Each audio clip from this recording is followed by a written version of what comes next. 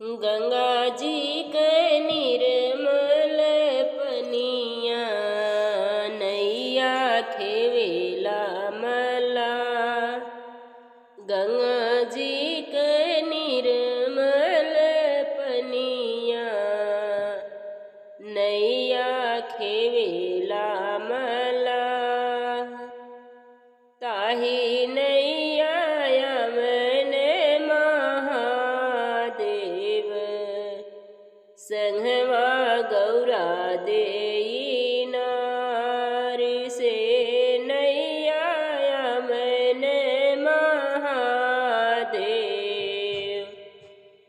संघवा गौरा देई नारी। गोदिया में गणपति ललना उतरे छठी मैया के घाट।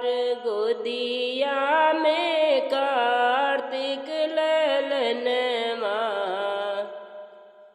उतरे छठी मैया के घाट।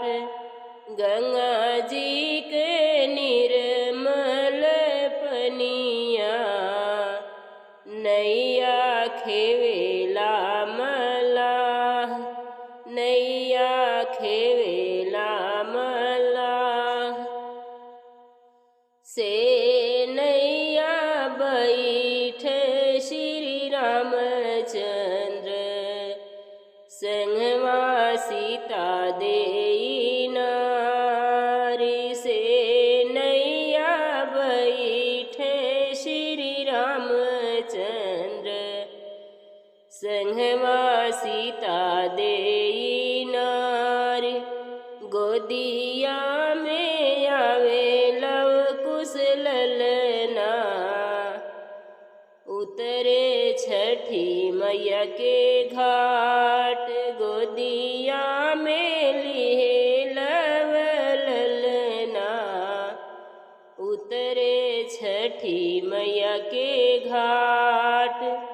गोदिया में लिए कुश ललना उतरे छठी मैया के घाट।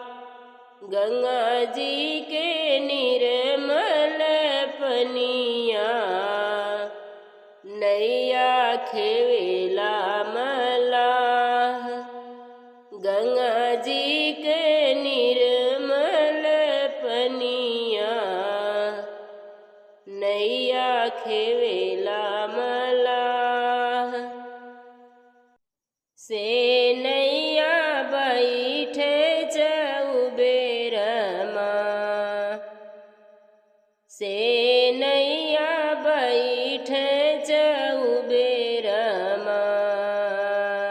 संग दुल्हन देई नारी से। नैया बैठे मिसिर रमा संघवा दुल्हन देई नारी। गोदिया में लिहले ललनवा उतर गईनी छठी घाट। गंगा जी के निर्मल पनिया नैया खेवेला मला। नैया खेवेला मला।